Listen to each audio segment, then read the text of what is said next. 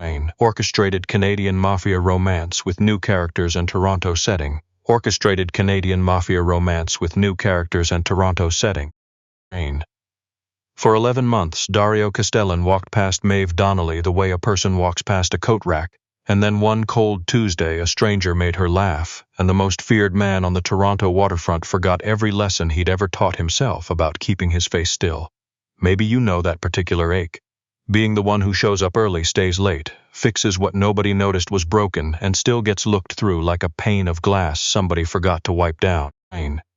This is a story about the night that stopped being true for her. Stay to the end, and tell me in the comments which city you're listening from, because some nights deserve a witness. The Halcyon sat at the bottom of Bay Street, where the towers gave way to the lake.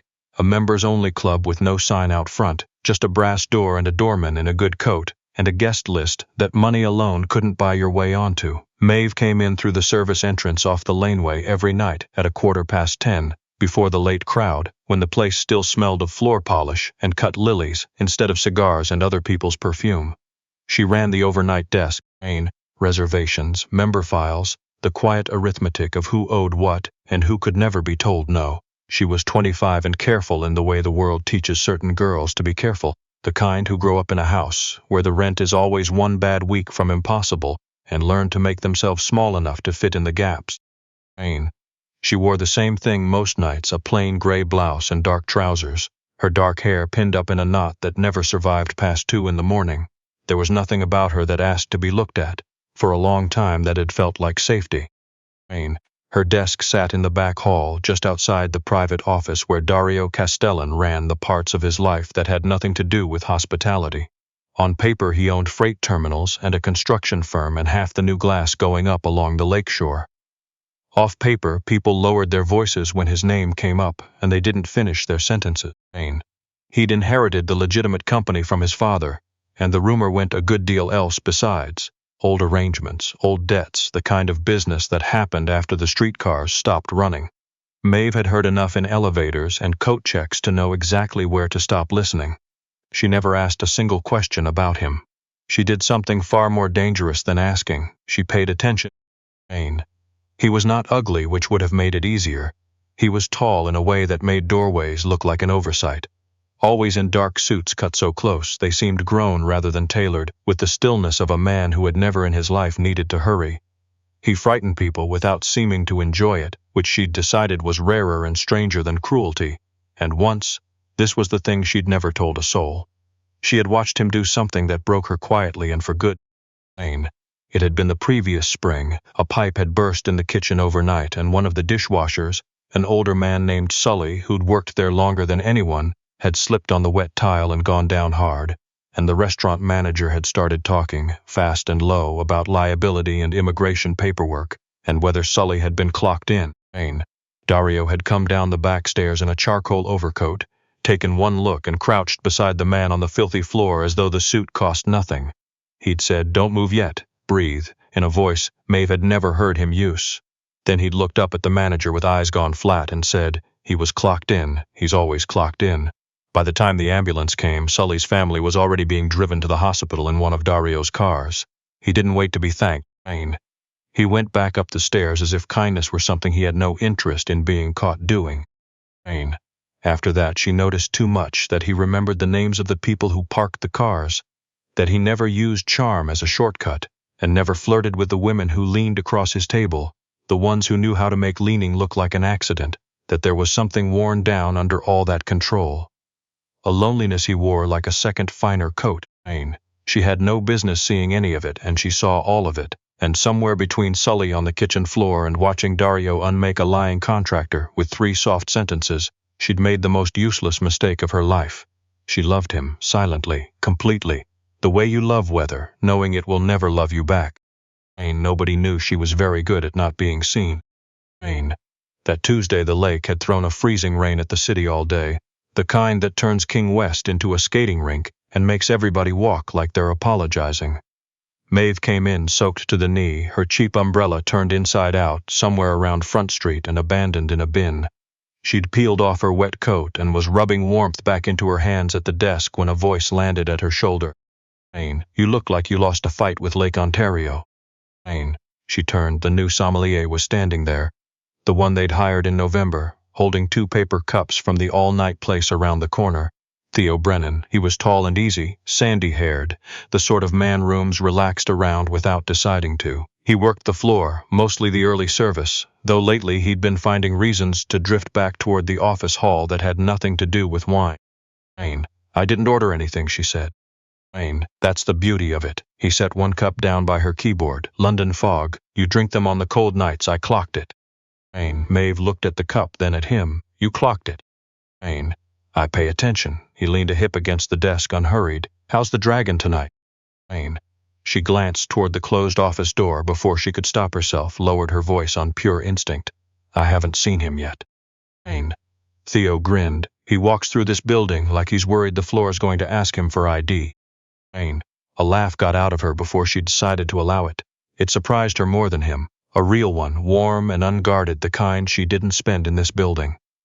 It had been a long stretch of weeks, double shifts, her mother's calls, 40 minutes of them, about a furnace that wouldn't last the winter, and money that wouldn't either. Theo's nonsense cut through all of it like light under a door, and she laughed again, and the sound carried down the polished hall the way bright things always do in quiet places. Inside the office, Dario looked up. He'd been halfway through a file about a delayed shipment and a port he had reasons to care about, and the laugh reached him through the door and did not belong to the room. It was too alive for all that dark wood and brass. He was on his feet before he'd worked out why. His hand was on the door handle before that. Greer Halloran, his right hand, was at the side table with the folder open, and he watched the change come over his employer's face the way you watch weather move across the lake, fast, and with the sense that you should already be indoors. Dario opened the door and stepped into the hall. What he saw landed harder than it had any right to. Maeve Donnelly, head tipped back, one hand near the paper cup, her eyes soft in a way he had genuinely never seen, not once in 11 months of walking past her. Theo Brennan leaning close enough to suggest he had somewhere to be, and that somewhere was her. The whole thing was small and innocent, and something vicious turned over in Dario's chest before he had a name to give it. Maeve felt it before she understood it. The air in a room changing pressure, a building becoming aware of itself. Her smile slid off. She turned. Dario stood 20 feet away with one hand in his coat pocket, his eyes on her, not past her, not through her, on her, with a weight that lit every nerve she owned. Mr. Castellan, she said. Her voice came out level, which felt like a small miracle. He didn't answer her. He looked at Theo for exactly as long as it took the sommelier to remember. He had a floor to run, and then he said quietly to Greer, he doesn't need to be back here. Theo straightened. Something flickered across his face. Not fear, not yet, more the easy confidence of a man who'd always found the rules on his side. Sure, he said slowly to Maeve. Catch you later. Mrs. Donnelly. Dario's voice cut the hall in half. A minute. Her stomach dropped. She picked up a notepad she had no use for, because her hands needed somewhere to go, and walked the length of that hall, feeling every set of eyes in the place carefully not look at her. Passing him in the doorway was like passing too close to a stove, cedar and cold rain off his coat. The door clicked shut behind her, soft and somehow louder than a slam. The office was warmer than the hall and darker, the lake a black sheet beyond the windows, the lights of the island smeared in the rain. He didn't tell her to sit, and she didn't. He came around the front of his desk without hurry, and he looked at her in a way that made standing still feel like an athletic event. You seem distracted tonight, he said quietly, which made it worse. I have the morning's reservations flagged if you. I didn't ask about reservations. Heat climbed her neck. Then I don't know what you're asking. His eyes dropped to the cup-shaped warmth still on her fingers and lifted again. You were laughing. The strangeness of the accusation almost made her forget to be careful. I'm sorry? I've walked past that desk every night for the better part of a year. Each word set down with care. You say good evening, you hand me files. You never make a mistake, and in all that time I have never once heard you make that sound. She swallowed. What sound? Happy. The word landed between them with more force than it had any right to. She went for calm and got honesty instead. Maybe nobody gave me a reason. Something moved through his face, not anger. Something more dangerous because it looked too much like recognition. And he did. He was being friendly. That's the problem. She blinked at him. With respect, Mr. Castellan, I don't understand why this is a problem at all. His jaw tightened. He took one more step, slow enough to be a decision. Because the first time I really look at you, he said, you're looking at another man like he matters. Her pulse stumbled. The office shrank, every clean, dark line of the room pulled tight around that one sentence, and she should have looked away, and she did not. Why would that matter to you? For a moment he said nothing, then lower, because now I can't stop noticing you.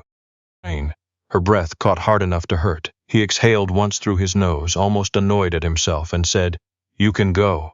The dismissal came like a door shutting on a draft, and she went before he could see how badly her hands were shaking. She didn't sleep. The basement apartment she rented in the East End was small enough that she could stand at the stove and touch the fridge, and that night it felt smaller, too crowded with the memory of his voice. She lay on her side and listened to the radiator knock and the GO train sigh somewhere past the lake, and she put her fingers against her own mouth, as though his voice had left a mark there. The next night her desk was gone. She came in through the laneway, hung up her coat, walked to the back hall, and stopped cold. The desk, the chair, the little brass lamp she liked, the file trays, the spider plant in its chipped pot, all of it gone, leaving a clean rectangle in the carpet. She honestly thought for a second that she'd walked onto the wrong floor of her own life. The night manager appeared with the face of a man delivering news he didn't want his name attached to. Mrs. Donnelly, Mr. Castellan's had your station moved. His eyes went to the office. Through the glass she could already see it, a small desk set to the right of his own, close enough that he'd only have to lift his eyes. Someone had even carried over her spider plant and set it in the corner, as if that made any of it normal. She crossed the hall with her pulse far too high in her throat and knocked. Come in. Inside it smelled of cedar and black coffee. He was at his desk in shirt sleeves, reading something on a tablet, as if relocating her entire working life 6 feet to the left had been no more significant than moving a meeting. His eyes lifted. Maeve. It was the first time he'd used her name. It went through her like a current. You moved my desk, she said. Yes. Why? He leaned back. Because I wanted you in here. That's not a reason. It is to me. He set the tablet down. People are going to talk. Let them. That's not. I know what it is. You're worried they'll talk. They already are. A faint incline of his head. Yes. She waited for an apology, some gesture toward caution, anything that would have made this feel less like a man rearranging the furniture of his world. Around a woman he'd just admitted he couldn't stop seeing. It didn't come. You don't care, she said. His gaze didn't move. No, then, with the same flat calm he'd used to approve a contract, I'd prefer they noticed. A flush hit her cheeks before she could fight it. Dario, the name got out on its own, and something dark and satisfied moved behind his eyes. Sit down, Maeve. Her knees were less reliable than she'd have liked. But she sat from here. She could see the texture of his tie, the faint scar at his wrist when his cuff pulled back, the shadow under his eyes that said he hadn't slept either. For 11 months she'd learned him in fragments, across a hall, through a glass. This was being set directly in the path of him. You'll handle scheduling from in here, he said. Anything for me comes through you first. Greer brings the other matters to me directly.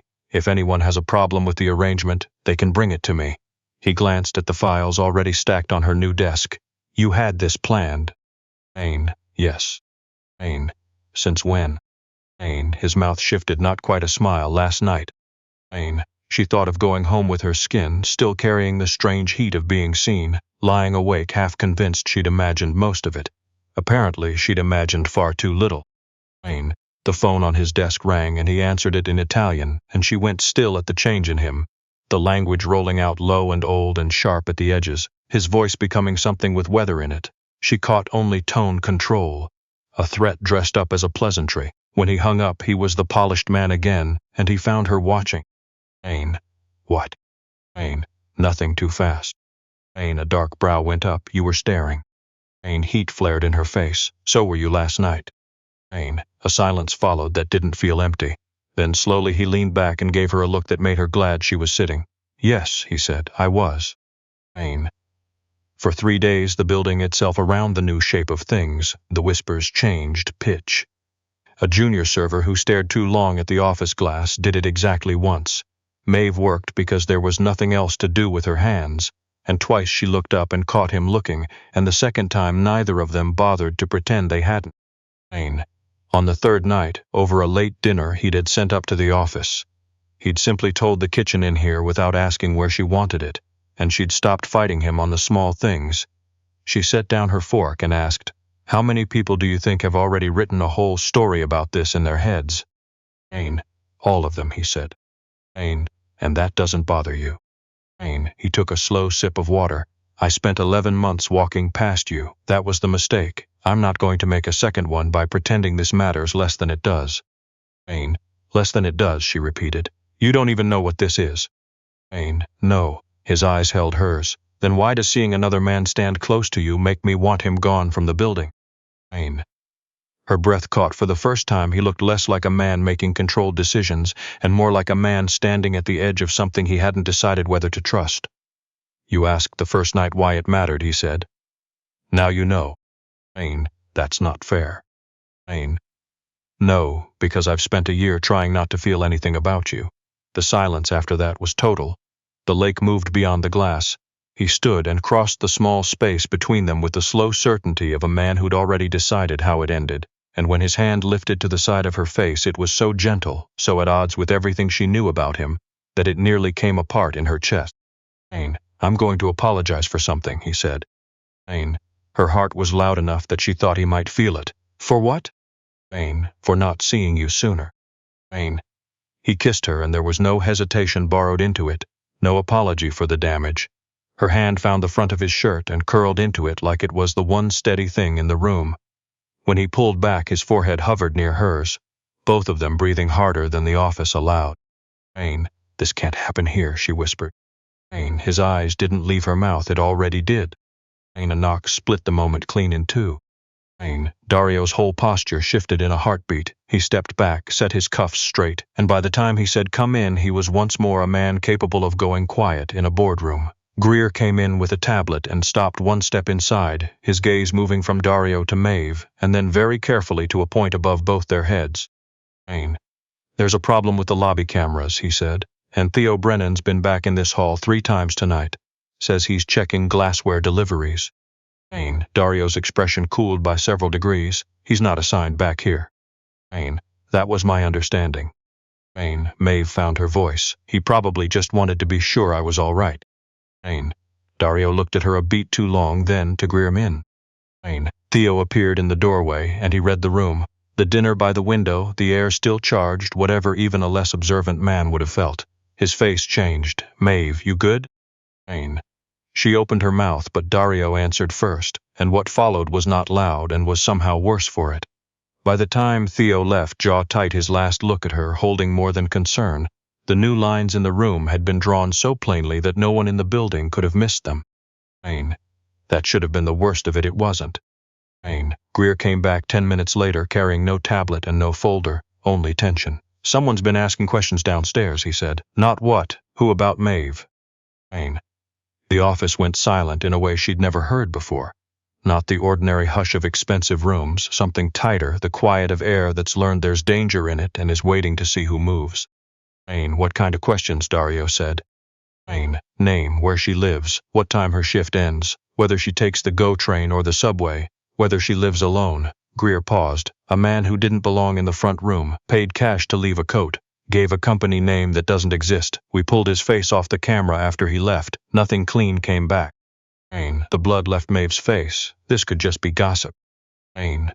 Both men looked at her, and neither of them said anything, and the silence was its own answer. Greer reached into his jacket and set a plain white envelope on the desk. No name, no return address. Dario opened it without hurry, and she watched the change come into his hands. Not a tremor. Never that. Just the terrible stillness of a man forcing precision onto his own body. He slid out a photograph and for 1 second did not move at all. She came around the desk before either man could stop her. It was her.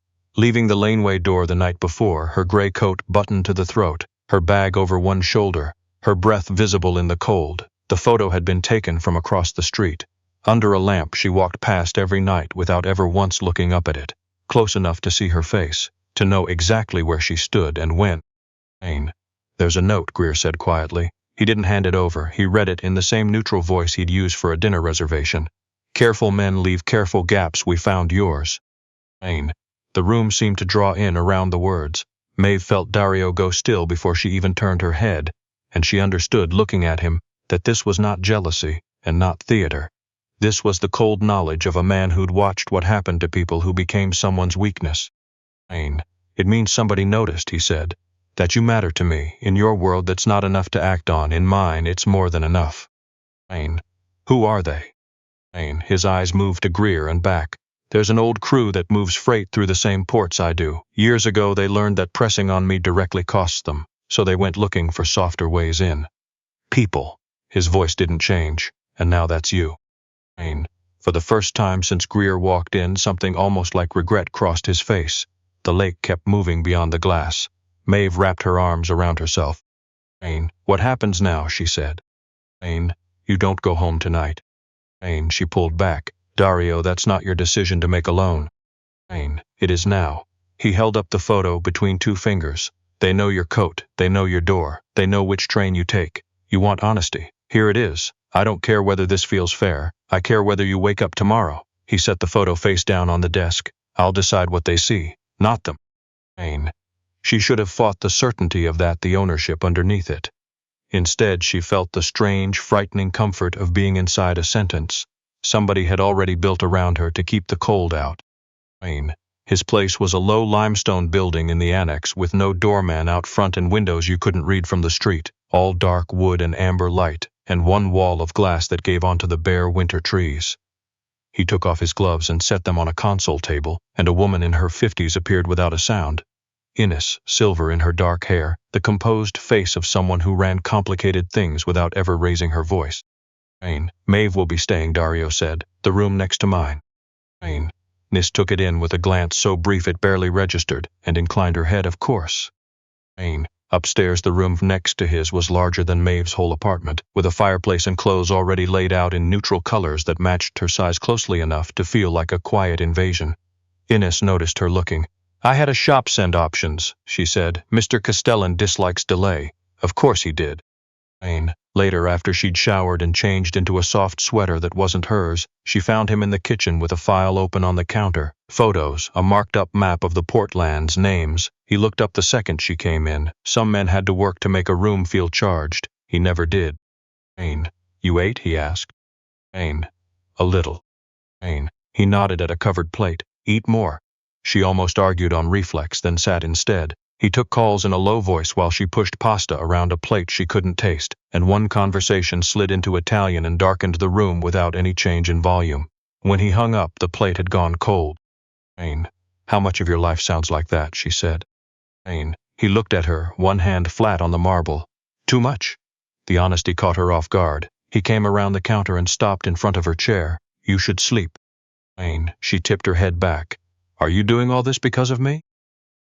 The silence was answer enough. He brushed a loose strand of hair behind her ear, the touch so gentle it ached. "You were invisible because I made sure of it," he said quietly. "I thought distance was enough." And now? His thumb traced the line of her jaw. "Now I know better." He bent and kissed her, slower than the office, threaded through with fatigue and anger and restraint worn thin, and she rose into it without deciding to. When he stepped back, his forehead came to rest against hers. She lay awake a long time in the soft, expensive dark, listening to him on the floor below, still on the phone, still turning the city over with careful hands. Much later, half into sleep, one sentence reached her up through the quiet house, low and clear. "If they put a hand on her," he said, "I'll bury every one of them."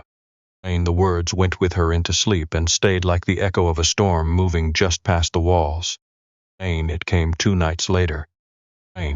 She was at the kitchen window, looking down at the bare trees and the orange wash of the streetlights on the wet road, when she heard it. Not a knock, not the elevator. A dull, heavy sound from the hall outside the apartment, and then a scrape, and then a low voice she didn't know, answered by another. Too close, too many, every part of her went cold at once. "Dario," she said, "nothing." Then the front door came in with a crack that tore through the whole apartment. 3 men in dark clothes, faces covered, moving fast. One of them saw her right away there. She ran, her feet hit the wood hard enough to sting, and the hall stretched longer than it had any right to. and behind her one of them shouted at the others, "Not high, take her in one piece." And the cold of those words was worse than anything else that night. Then Dario was there, coming out of the lower hall with Greer behind him, and the relief that broke across his face when he saw her standing nearly undid her, and then a fourth man filled the broken doorway, bleeding from the mouth, his weapon already up. She saw it a half-second before Dario did. Dario. The shot split the room apart. He jerked. For one stunned beat, neither of them moved. Then the gun fell from his hand and hit the floor, and the dark spread fast and impossible across the side of his shirt, and she screamed, but he didn't go down. He turned with a sound that didn't belong to any civilized man, and drove the attacker into the doorframe hard enough to crack the wood, and by the time Greer and two more men came through the door, the man was on the ground and not moving. Dario got 2 steps before his knees finally let go, and he went down onto the edge of the couch. She was on him in an instant. Her hands found the wound and came away red before she understood what she was looking at. No. It's through the side, Greer said, kneeling, tearing the fabric open with a knife. It missed everything. Doctor's on the road. She was crying without knowing she'd started. Both hands pressed to him, shaking so hard she could barely feel her own fingers. And Dario, bleeding gray under the lamps, lifted a hand smeared with his own blood and put it against her cheek. Are you hurt? He said. The question broke her in half. No, I'm not hurt. He closed his eyes for half a second and let out a breath as though that answer mattered more than the blood soaking into the couch. Greer pressed a folded cloth to his side, and Dario hissed and said through his teeth, "They came because they know." Know what? His eyes found hers. There was pain there now and rage, and under both of them something stripped raw enough to look like the truth. That I love you. The room went perfectly still. Even Greer looked up. Dario didn't seem to care. His thumb dragged once across her cheek, leaving a streak of red in the tears there. "I should have stayed away from you," he said, his voice rough. "I should have kept you hidden. I couldn't do it." She gripped his shirt. "Don't say this because you're hurt." A sound came out of him that was almost a laugh and almost agony. "I'm saying it because I'm hurt, because it took a bullet to make me stop being careful." He looked at her like she was the only thing in the room, still in focus. "I love you, Maeve." She bent over him until her forehead nearly touched his, and the answer came out fierce and broken. "Then don't you dare leave me." The doctor came 20 minutes later with a black case and the unbothered face of someone who'd long ago stopped asking how blood found its way onto good rugs. He moved Dario to the couch, cut away the shirt, cleaned the wound. "Through the side," he said, "lucky." Dario, gray and furious, said he didn't believe in luck, and the doctor said tonight he'd make an exception. Dario didn't flinch through any of it. Only the muscle in his jaw moved hard every time the needle passed through. His eyes stayed on her the whole time. She understood his power differently then. It wasn't that he never felt pain. It was that pain didn't change what he had decided mattered. When it was done, the doctor turned to her, and the respect in his face surprised her. "If he goes pale or dizzy or starts bleeding through, you wake me. Don't let him talk you out of it." "I won't." It was past 3 by the time the glass was swept, and the door temporarily replaced with steel, and the apartment had settled into an exhausted hush, 2 of Greer's men outside the door and 1 at the elevator.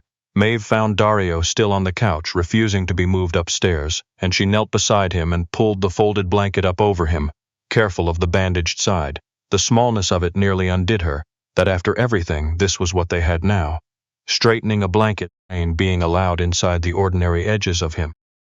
"Are you afraid of me now?" he asked. The question ached, not because the answer was hard, but because he'd asked it at all. "I'm afraid of this world," she said. "I'm afraid of men who think I can be used to get at you. I'm afraid of how fast everything changed." She met his eyes. "I'm not afraid of you." Something unclenched in him then, far under the control. He drew her up onto the couch beside him by the wrist, careful, and rested his forehead against her shoulder, as though the whole long day had finally found a place to land. "I love you," he said, and without the gunfire and the blood pulling it out of him, the words hit harder, not softer. "Say it again." "I love you, Dario." He went still. When he lifted his head, the look in his eyes was almost unbearable. Not surprise, the shock of finally hearing something he'd wanted and feared in the same measure. He kissed her, slow and deep and tasting, of pain medication and coffee, his hand at the back of her neck. and held her there until the city outside had gone the deep gray blue that comes before a Toronto dawn. The meeting happened 3 days later, on a private floor of one of his buildings west of the river, a long windowless room built for discretion. Men who carried power in different shapes sat waiting: shipping, construction, a politician's fixer, a man who owned half the after-hours clubs in the East End, names clean enough for the public registry, and histories clean enough for nothing else. Greer stood by the wall. When Dario came in, he brought Maeve with him. Not behind him, beside him. The room fell quiet, and the quiet had a different texture than the office whispers. This was assessment. An older man with silver at his temples leaned back and let his eyes drop to the side where the bandage hid under Dario's jacket. So it's true. Dario didn't sit. Yes. Another man's gaze moved to Maeve. Does she know where she is? She met his stare before Dario could answer for her enough. A few expressions shifted. Respect sharpened where there had been doubt. Dario took her hand and kept it. Her name is Maeve Donnelly, he said. She's under my roof, under my protection, and under my name in every way that matters. The room stayed very still. If anyone touches her, follows her, photographs her, asks after her, or says her name where it shouldn't be said, that is not a move against a woman, it's a move against me. And a move against me becomes a problem for every dock, every route, every contract tied to this table. Greer set a folder in the center of the table. Photos, the note, the men from the apartment. Nobody needed to say much. One of the younger men opened it and let out a low breath. They hit your home. Yes. And you're making her official now. Dario's hand tightened once around hers. I should have done it sooner. A silence followed that sounded a great deal like agreement. Then the older man at the end of the table lifted his glass a fraction. To the woman who finally made Castellan admit he bleeds. A ripple of dark laughter moved around the room. Dario's eyes stayed cold, but the faint ghost of a smile touched his mouth. Careful, he said. In the elevator down, she finally let out a breath. He glanced at her. You're quiet. You just told half this city I belong to you. His gaze rested on her face. Does that bother you? She thought about it honestly and shook her head. No, it's terrifying, but no. That made him smile, for real, small and rare, and enough to change his whole face. Back at the Halcyon the following week, the whispers had changed their edge. Less mockery, more caution. Her desk stayed where he wanted it. 2 servers who'd once smirked at her in the hall no longer worked that floor. Theo sent one last message to her phone around midnight. Guess I never had a shot. Take care of yourself. She looked at it a long time before she answered. Thank you for seeing me before anyone else did. It was the truth, not the whole of it, but enough. That night, after the club had emptied and the lake had gone black, and the lights of the islands were the only thing moving out there, she sat curled into the corner of his couch in the annex with her legs tucked under her. He'd traded the suit for a dark shirt and looked younger without it, and somehow more dangerous because the polish was gone and only the man was left. He was reading something. She was watching him. After a while he looked up. What? Nothing, she smiled. A couple of weeks ago you walked past my desk like I was part of the woodwork. His eyes held hers. And now, she said softly, you look at me like I'm the only thing in the room. He set the file aside. For a long moment he just looked at her, as if he wanted the weight of it to land without anything getting in the way. Then he reached across the space between them and touched the side of her face, gentle in the way that still surprised her every time. That was the mistake, he said. Which? Not seeing you sooner. She leaned into his hand and he drew her across the couch until she was half against his good side, careful, her head on his shoulder, his arm settling around her like something decided. Beyond the glass the city went about its endless business. Streetcars, a siren somewhere far off, the wind coming hard off the lake, people making deals, people hurrying home through the cold, none of them knowing that high above them the most dangerous man in the room had finally found the one person who made the danger feel like the smaller thing. She closed her eyes and listened to his heart under her ear, steady, alive. His lips touched her hair. You're the first thing I see now, he said. And this time neither of them looked away. For the longest time I thought being overlooked was the same as being safe. I'd trained myself for it, the way you train yourself to walk on black ice. Small steps, head down, never reach for anything you can't afford to drop. I ran that overnight desk at the Halcyon for 11 months, and I told myself the quiet was a kind of shelter. Looking back now I can see plainly that it wasn't shelter at all. It was just a habit I'd mistaken for protection. What I keep coming back to is that nothing in this story happened by accident. Every turn had a cause sitting right behind it. Dario Castellan didn't notice me because the light finally hit me right. He noticed me because Theo Brennan set down a paper cup and made me laugh, and that one ordinary sound told him something he'd been refusing to know for a year. And the danger that came after, the photo, the men at the door, the night he took a bullet in his own front hall, none of that came out of nowhere either. It came because he let the world see he cared. Causes have consequences. You don't get to choose only the warm ones. If I learned anything worth carrying out of those weeks, it's that 3 things kept me standing when the floor went out from under me. The first was simply staying decent when it would have been easier not to. Theo deserved an honest answer, even a hard one, and I gave it to him, because a person who lies to spare themselves discomfort ends up with nothing solid to hold. The second was learning to look clearly at what was actually in front of me, instead of the story I preferred. For 11 months I'd dressed up my own invisibility as a virtue, seeing it for what it really was. Fear wearing a nicer coat was the hardest and most useful thing I did. The third was the plain, unglamorous willingness to keep showing up. Through the cold, through the fear, through a night that left blood on a good rug I didn't fold.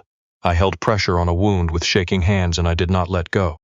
I won't pretend the ending tied everything in a bow. Dario is still who he is. The world he moves through is still sharp at every edge, but I stopped folding myself small to fit the gaps in other people's attention, and that changed the whole shape of my life. So if you're the one who shows up early and stays late and gets looked through like glass, hear me out. Stay kind, because it's the only thing that keeps you whole.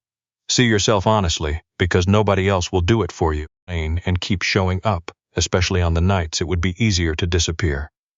Somebody is going to notice. Make sure that by the time they do, you already knew you were worth noticing.